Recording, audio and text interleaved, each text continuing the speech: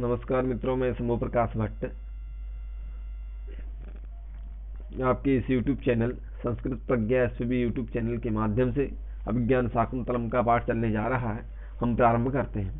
तो वहाँ यहाँ तक हो गया था कि राजा कहता है कि अखरितो विज्ञायते अयम आभोगः तपोवनस्य। ये जो आभोग क्षेत्र है ये बिना किसी के कहे भी ये आश्रम की भूमि प्रतीत हो रहा है। तो सूत कहता है कैसे? तो राजा कहता है किम न पश्यति भवान, आपको पता नहीं चल रहा है, आप नहीं देख पा रहे हैं? तो यह ही बता रहे हैं उस आश्रम कैसे। तो वहां चार विशेषण दे रहे हैं।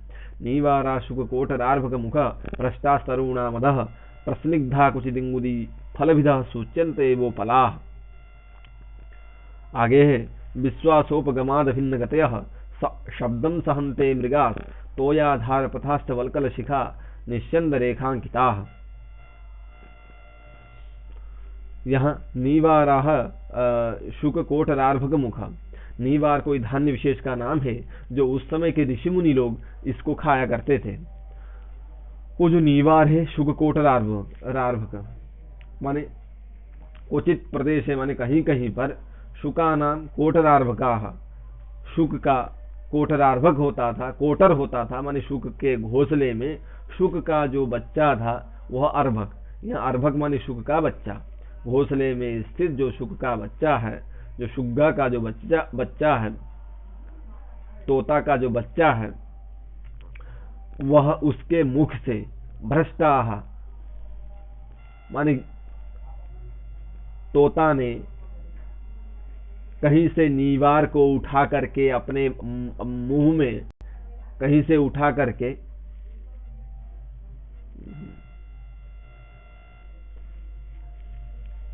आश्रमस्थ या कहीं से उठा करके नीवार को मुख से उठा करके ला करके अपने घोंसले में स्थित अपने अर्भकों को, अपने बच्चों को मुंह से खिला रहे हैं। तो उसी समय कुछ खिलाते समय उन तोताओं के मुंह से अथवा या जो छोटे छोटे बच्चे हैं वो बच्चे जब उन दानों को, उन नीवार को, उन धान्य विशेष को खाते समय उनके मुंह से गिर जाते हैं। तो वही कह रहा है नीवारः शुक कोटरार्भक मुखा, उन छोटे छोटे बच्चों के मुंह से भ्रष्टाः माने मुख से भ्रष्टाः माने गिरे हुए, तरुणाम अधः, तरुणाम माने वृक्ष के अधः माने नीचे, वृक्ष के ऊपर घोंसला था, उस घोंसले में शुक ने, तोता ने अपने मुंह में दाने ला करके अपने बच्चों को खिलाते समय कुछ गिर गए और कुछ उनके बच्चे जब खा रहे थे, क्योंकि छोटे छोटे बच्चे हैं तो मनुष्य के बच्चे ही जब खाते हैं तो वह आधा कुछ गिरा देते हैं, आधा खाते हैं। उसी प्रकार ये जो छोटे बच्चे हैं तोते के, वो खाते समय कुछ उनके मुंह से गिर जाते हैं। तो वही कह रहा है कि शुक कोटरार्भक मुख भ्रष्टा, मुख ही भ्रष्टा है, उनके जो छोटे छोटे तोते के जो बच्चे हैं उनके मुख से भ्रष्टा माने पतिता नीचे गिरे हुए, तरुणाम अधः माने पादपानाम माने वृक्षाणाम, वृक्ष के अधः माने नीचे गिरे हुए। इससे क्या प्रतीत होता है कि ये यहाँ जो तोते हैं, पंछी हैं, बहुत सारी हैं और जंगल भी है, और यहाँ निश्चिंत होकर के यह, क्योंकि जहाँ विनाश होता है, जहाँ इनका कोई शिकारी होता है तो वहाँ पंछियां नहीं रहा करती हैं। इसीलिए इससे पता चलता है कि यहाँ पर शांति प्रिय लोग हैं, यहाँ पर कोई आश्रम है। और प्रस्निग्धा कुचिदिंगुदी फलविदः सूच्यन्त एवो पलाः, प्रस्निग्धाः उपलाः माने प्रस्निग्धाः उपलाः, यहाँ चिकने चिकने पत्थर भी हैं। वह पत्थर कैसे चिकने हैं? तो इंगुदी फलविदः, क्वचित, क्वचित माने किसी किसी स्थान पर यहाँ पे प्रस्निग्धाः उपलाः, प्रस्निग्ध उपल है, पत्थर हैं। वह पत्थर स्निग्ध कैसे हुए हैं? तो बता रहे इंगुदी फलः,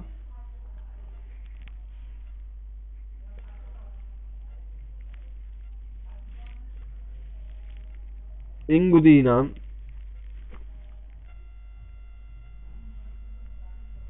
क्वचित इंगुदी फलविदः, इंगुदीनां फलानि इति इंगुदी फलानि भिदन्ति इति इंगुदी फल विदः, माने जो इंगुदी नाम का कोई फल विशेष का नाम है, उस इंगुदी के फल से, फल को पत्थर में पीसते थे ऋषि मुनि लोग, तो उसको पीस करके वहां से तेल निकलता था। वही तेल अपने बालों में, अपने शरीर में लगाया करते थे। इसी कारण उस इंगुदी फल को पत्थर में पीसने के कारण वो जो पत्थर है, वो उपल है, वो जो पाषाण है, वो स्निग्ध हैं, वो चिकने हैं। इंगुदी फल सूच्यन्ते वो पला, सूच्यन्ते माने यहां पर दृश्यन्ते, ऐसा यहां दिखाई दे रहा है। प्रस्निग्धा उपलाह क्वचित इंगुदी फल विदः, कहीं कहीं पर क्वचित, कहीं कहीं पर यहाँ पे इंगुदी नाम फलानी थी, इंगुदी फलानी भिदंती थी इंगुदी फल विदः, माने इंगुदी के फल को भेदन करने से, पीसने से, इन पत्थरों में पीसने के कारण ये जो पत्थर हैं ये स्निग्ध हैं। इसीलिए यहाँ कोई न कोई ये जो है इनका जो उपभोग, जो इंगुदी फल पीस करके ऋषि महर्षि लोग ही इसका उपयोग करते थे। इससे यह ज्ञात होता है कि यहाँ पर कोई आश्रम है, कोई तपोवन है, जो तपस्वी लोग रहते हैं। ये दूसरा विशेषण, ये कारण हो गया। तीसरा जो है विश्वासोपगमाद भिन्न गतयः शब्दं सहन्ते मृगाः। विश्वासोपगमात्, विश्वासस्य उपगमः इति विश्वासोपगमः, विश्वास के उपगम होने से यहाँ अभिन्न गतयः शब्दं सहन्ते मृगाः, यहाँ जो मृग हैं, इस आसपास इस क्षेत्र के जो मृग हैं वो शब्द को सहन करते हैं। मतलब जब हमारा रथ चल रहा है, राजा दुष्यंत कह रहा है हमारा रथ चल रहा है, तो रथ के पहियों की जो आवाज आ रही है, ध्वनि आ रही है, जो शब्द हो रहा है घरघराहट, उनको, उन शब्द को सुनकर के भी यहाँ के जो मृग हैं वो पलायन नहीं कर रहे हैं, वह भग नहीं रहे हैं, मतलब शब्द का सहन कर रहे हैं। क्योंकि अन्यत्र के मृग छोटा सा भी ध्वनि होता है, छोटी सी भी ध्वनि होती है, छोटा सा शब्द भी होता है, तो वहां से भाग जाते हैं। परंतु यहाँ के जो मृग हैं वो शब्दम सहन्ते मृगः, शब्द का सहन कर रहे हैं, और उस शब्द को सुनकर के अभिन्न गतयः, अभिन्ना गति ही येषां ते इति अभिन्न गतयः, माने जिनकी गति में कोई भिन्नता नहीं आ रही है शब्द को सुनकर के, ऐसे मृग हैं। माने अभिन्न गतयः मृगः, ऐसे मृग हैं कैसे कि जिनकी गति में भिन्नता नहीं आ रही है, मतलब उनकी गति जो पहले थी शब्द सुनने से पहले, वही गति शब्द सुनने के बाद भी है। मतलब वो भग नहीं रहे हैं, वो नहीं डर रहे हैं।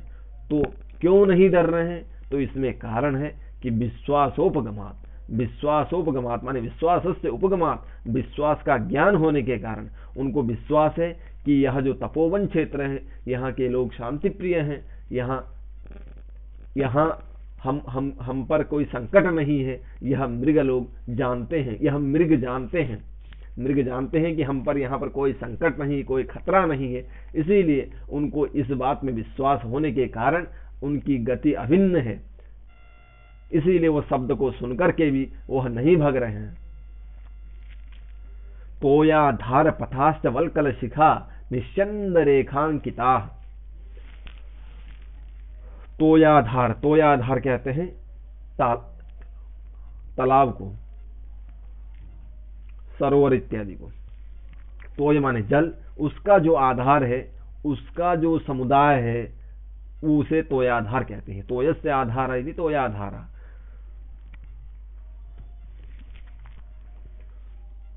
तोयाधार, तोयाधार पथाश्च वल्कल शिखा निश्चंद रेखांकिता। तोयाधार माने तालाब को, तालाब के प्रति, तोयाधार के प्रति, सरोवर के प्रति गमनागमन का जो रास्ता है, जो पथ है, जो मार्ग है, यहां लिखा है तोयैति तोयानाम आधारः तेषां पंथानां। तोयस्य आधार इति तोयाधारः, तोयाधारस्य पंथान इति तोयाधार पथा। यहां पर षष्ठी समास है।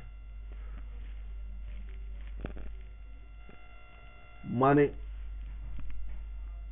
वो जलाशय के प्रति गमनागमन, जो गमन, जलाशय के प्रति जो जाने का रास्ता है, जो आने का रास्ता है, उस रास्ते में वल्कल शिखा निश्चंद रेखांकिता, वल्कल के शिखा से माने अग्रभाग से, निश्चंद माने टपके हुए पानी के बूंद, जो टपके हुए गिरे हुए जो पानी की बूंदे हैं, उस के द्वारा रेखांकिता, उसकी रेखा से अंकित है माने चिन्हित है। वल्कलस्य शिखा इति वल्कल शिखा अथवा वल्कलानाम शिखा इति वल्कल शिखा, ये षष्ठी समास है। और वल्कल शिखानाम निस्यंदाः इति वल्कल शिखा निस्यंदाः, यहाँ दोनों जगह षष्ठी तत्पुरुष समास है। और यहाँ तत्पुरुष समास, वल्कल शिखा निस्यंदेभ्यः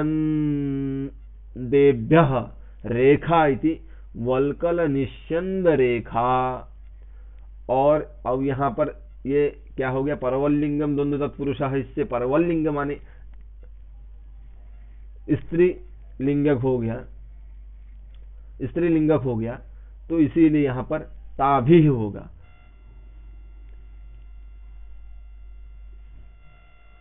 वल्कल शिखा निश्चंद रेखा, रेखा भी, वल्कल शिखा निश्चंद रेखा भी अंकिता इति वल्कल शिखा निश्चंद रेखांकिता, ये अंतिम में जो है वल्कल शिखा निश्चंद रेखा का अंकिता के साथ तृतीय तत्पुरुष समास है।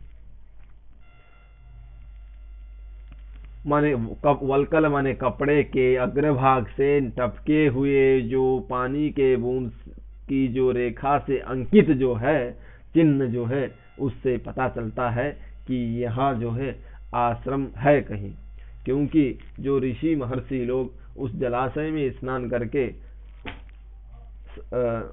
वस्त्र के सहित जब आते जाते हैं, तो वहां से पानी गिर करके, पानी की बूंदे गिर करके, तो उस पानी की बूंद से वहां रेखा से अंकित हुआ है वो मार्ग, उससे पता चलता है कि यहाँ कोई कहीं आसपास में आश्रम है, तपोवन है। और आगे राजा दुष्यंत बता रहा है, कुल्याम भोभि पवन चपलैः शाखिनो धौतमूला भिन्नो रागः किसलय रुचाम आज्य धू, यहाँ रुचाम है, यहाँ प्रिंट मिस्टेक हुआ है, रुचम हो रखा है, रुचाम करना है।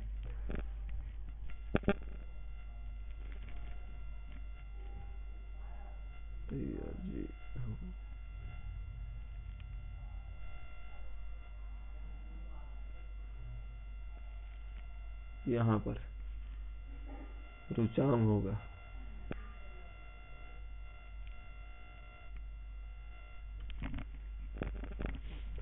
कुल्याम भोवी पवन चपलैः शाखिनो धौतमूला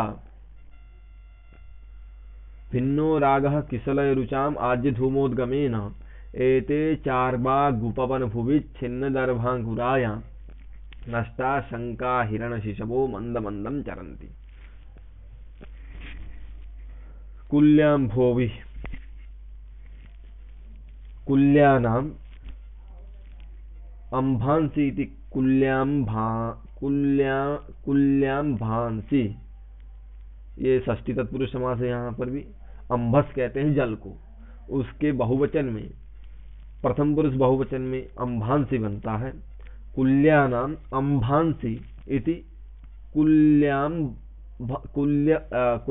अंभांसी इति कुल्याम भांसी, क्योंकि कुल्य से आम का और अंभस से जस का लुक होकर के कुल्याम भस बनेगा, फिर उससे बहुवचन आएगा तो कुल्याम भांसी बनेगा। और उसके तृतीया में कुल्याम भसा बनेगा एक वचन में, और बहुवचन में कुल्याम भस भिस, तो रुत्तु उत्तु गुण होकर के कुल्याम भोभिस कुल्याम भोभी बनता है। कुल्याम भोभी पवन चपलैः शाखिनो धौतमूला पवनेन चपलानीति पवन चपलानी तैः पवन चपलैः, माने कुल्याम भोभी, जो कुल्य कहते हैं, जैसे खेत में क्यारी में पानी लगाने के लिए छोटा सा बनाया जाता है, जहां से पानी निकलता है, उसे कुल्य कहते हैं, अथवा नहर समझ लीजिए।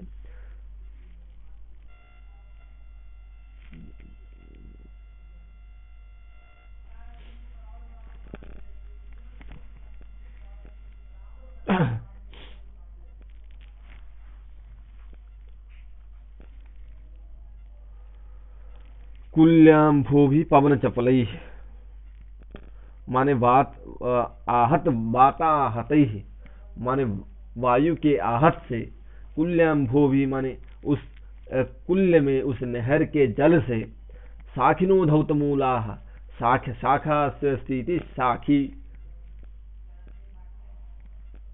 यहाँ साखिनः मतलब षष्ठी का है, साखिनः माने वृक्ष के जो धौतमूला, ऐसे वृक्ष जिनके मूल, जिनके जड़ प्रक्षालित हुए हैं कुल्य के जल से, नहर के जल से, और उसमें पवन के, वायु के आहत से, उस नहर के जल में हवा चल रही है, तो उस हवा के आहत के कारण लहरें उठ रही हैं, उस कुल्य के जल में लहरें उठ रही हैं, उस उठे हुए लहरों के द्वारा उस साखी, उस वृक्ष के मूल का, जड़ का प्रक्षालन हो रहा है। धौतानि मूलानि ऐशाम ते इति धौतमूला, माने जिसके जड़ धुले गए हैं, ऐसे वृक्ष उस नहर के जल से,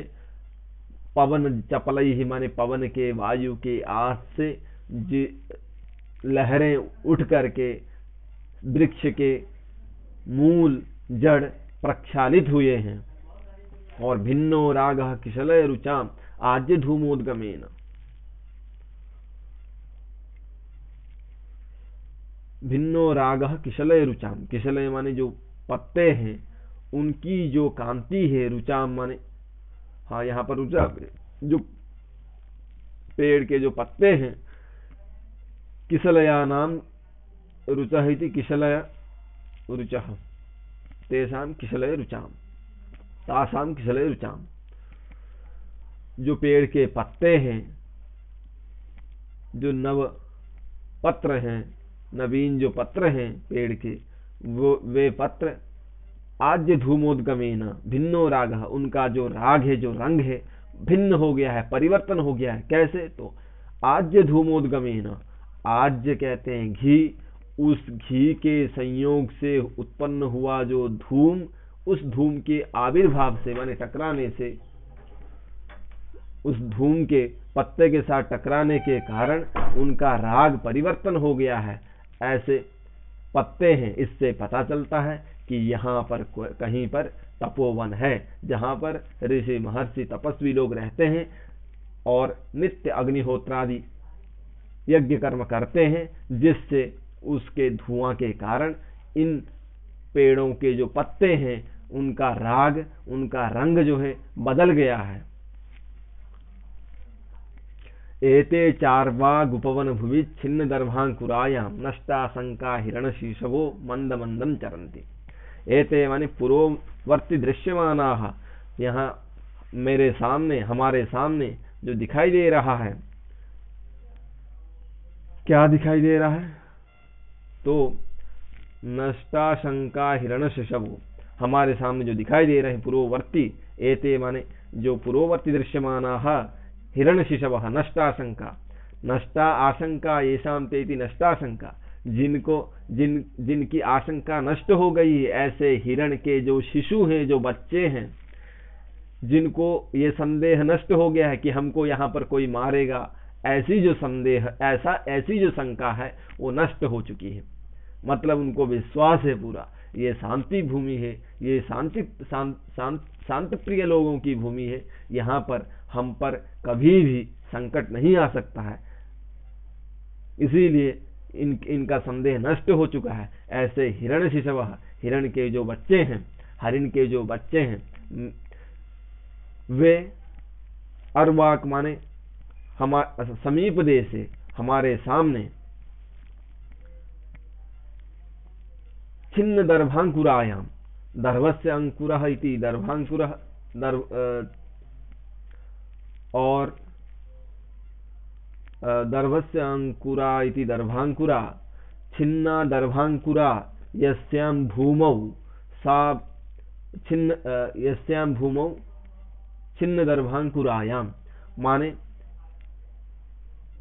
जहां दर्भ माने यहाँ घास भी ले सकते हैं अथवा कुश भी ले सकते हैं। तो यहाँ पर जहां पर कुश के, घास के अग्रभाग छिन्न हो गए, काटे हैं, काट दिए गए हैं, उस भूमि में, उस उपवन भूमि में, उपवनस्य भू इति उपवन भू,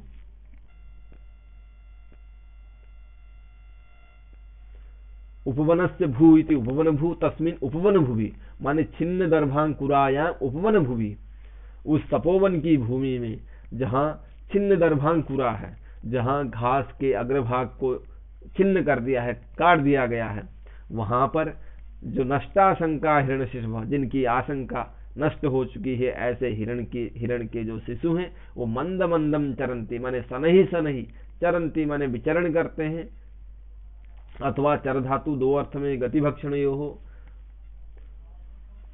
तो यहां पर भक्षण अर्थ लेंगे तो भक्षयंती, चरंती माने भक्षयंती, जो हिरण के शिशु हैं वो मंदम वो छिन्न दर्भांकुरायाम, दर्भ के अंकुर, घास के अग्र, घास जो है वहां चर रहे हैं, खा रहे हैं, अथवा गति अर्थ मानेंगे तो मंद मंदम चरंती माने विचरण करते हैं। ये श्लोक हो गया। आगे चलते हैं। आगे सूत कहता है, सारथी कहता है दुष्यंत का, सर्वम उपवन्नम, आपने जो कहा वो सब ठीक है। ये जो कहने का मतलब था ऊपर दोनों श्लोक में, ये इससे साफ साफ पता चलता है कि यहाँ पर शांति प्रिय लोग रहते हैं, अथवा इसका मतलब यहाँ पर कोई तपस्वी लोगों का निवास स्थान है, माने आश्रम है, तपोवन है। नष्ट शंका हिरण शिशवो मंद मंदम चरंती, इसीलिए वह वे जो निडर होकर के विचरण कर रहे हैं इत्यादि हेतुओं से वहां आश्रम है, इस बात को सिद्ध करना प्रमुख ध्येय है।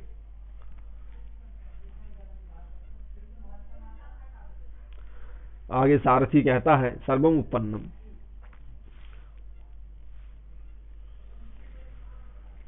जो आपने कहा वो सब ठीक है, युक्ति युक्त है। फिर जो है स्तोकम अनंतरम गत्वा, राजा कुछ आगे बढ़कर के, आगे चल करके, जाकर के कहता है आश्रम उपरोधो माभूत, माने आश्रम के किसी कार्य में, उपरोधा माने विरोधा माने कोई विघ्न, माभूत माने ना हो, इसीलिए यही माने यहीं पर ही रथ को स्थापय, रथ को रोको, सूत को आज्ञा देता है। और यावत अवतरामि, मैं यहीं पर से उतर जाता हूं और पैदल ही जाऊंगा, क्योंकि यदि रथ के सहित जाएंगे वहां तो आश्रम के लोगों, आश्रमस्थ जो ऋषि महर्षि लोग हैं वो तपस्या इत्यादि कर रहे होंगे, तो हमारे रथ की आवाज सुन करके उनका ध्यान भंग हो जाएगा, इसीलिए रथ यहीं पर रोको, मैं पैदल ही चलता हूं, ऐसा राजा कहता है। उसके बाद सूत कहता है, माने सारथी कहता है धृतः प्रग्रहा, प्रग्रहा धृतः, मैंने प्रग्रह को, मैंने लगाम को रोक लिया हूं, धारण कर लिया हूं, रोक लिया, रथ को रोक लिया हूं। अवतरितु आयुष्मान, महाराज आप उतर जाइए। तो राजा कहता है अवतीर्य आत्मानम अवलोक्य च, राजा उतर करके और अपने को देख करके कहता है सूत से, सूत विनीत वेशेन, सूत विनीत वेशेन, हे सारथी विनीत वेश हो करके प्रवेष्टव्यानि तपोवनानि, तपोवन में ऋषि महर्षियों के पास, आश्रम में जहां ऋषि मुनि तपस्वी लोग रहते हैं, उन आश्रमों में, उन तपोवन में विनीत वेश होकर के प्रवेश करना चाहिए। तद इमानि तावद गृह्यंताम आभरणानि धनुष्च, इसीलिए मेरे जो आभरण है, जो आभूषण है और जो मेरा धनुष है, ये सब तब तक तुम ग्रहण करो, मैं अंदर प्रवेश करके सभी का दर्शन करके आता हूं। यदि सूतस्य अर्पयति, सूत को, सारथी को दे देता है। सूतः गृह्णाति, सूत ग्रहण करता है। फिर जो है आगे राजा कहता है, राजा यावत आश्रमवासिनः प्रत्यवेक्ष निवर्तिष्यते तावत आर्द्रपृष्ठाः क्रियन्ताम वाजिनः, वाजिनः माने घोड़ों का, आर्द्रपृष्ठ माने शीतल पृष्ठ कर लीजिए तब तक, जब तक, मतलब यावत आश्रम वासिना, जब तक मैं आश्रम वासियों का प्रत्यवेक्ष माने दर्शन करके, अवेक्ष माने निरीक्षण करके, माने दर्शन करके, यहाँ प्रत्यवेक्ष का मतलब है दर्शन करके, आश्रम वासी जो तपस्वी लोग हैं उनका दर्शन करके जब तक मैं नहीं आऊं, तब तक आर्द्र पृष्ठ, आर्द्र माने शीतलता, इनके पृष्ठ को शीतल करिए, इन जो घोड़े हैं इनके पृष्ठ को शीतल करिए, क्योंकि रथ का जो दंड है उनके पीठ पर होने के कारण उनका पीठ गर्म हो गया है, इसीलिए तब तक रथ से घोड़ों को अलग करके इनके पीठ को ठंडा करिए, ऐसा राजा कहता है। और सूत कहता है यथा आज्ञापयति आयुष्मान, जैसी आज्ञा महाराज, ऐसा करके निकल जाता है। जो राजा दुष्यंत है वह आश्रम की ओर आगे बढ़ता है। परिक्रम्य अवलोक्य च इदम आश्रम पदम तावत प्रविशामि प्रविश्य प्रवेष्टकेन निमित्तम सूचयित्वा, ये परिक्रम्य अवलोक्य, चारों तरफ देख करके, यही आश्रम पद है, यही आश्रम स्थान है, आश्रम पदम माने आश्रम स्थान, यही आश्रम स्थान है, अब प्रवेश करता हूं, ऐसा कह करके प्रवेश करता है। तो प्रवेश करते द्वार के सामने पहुंचते ही उसका जो है दाहिना बाहु, दक्षिण बाहु जो है फड़फड़ाने लगता है।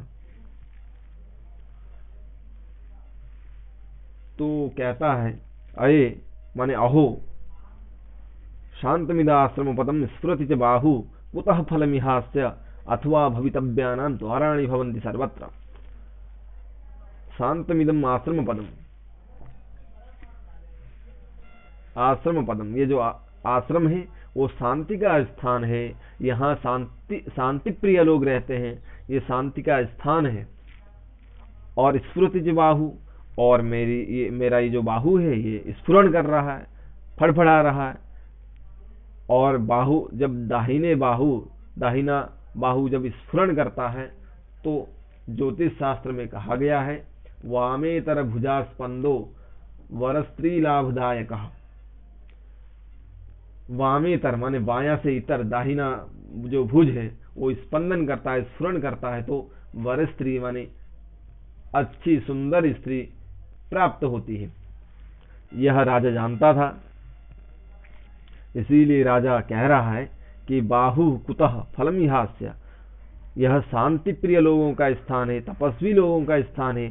शांतमिदम आश्रम पदम, ये जो आश्रम पद है वो जो आश्रम है वो शांति का स्थान है। और जो मेरा जो बाहु है वो स्फुरण कर रहा है। कुतः फलम यह अस्य माने ये जो बाहु स्फुरण का फल यहाँ कैसे मिल सकता है, ये तो ठीक विपरीत है।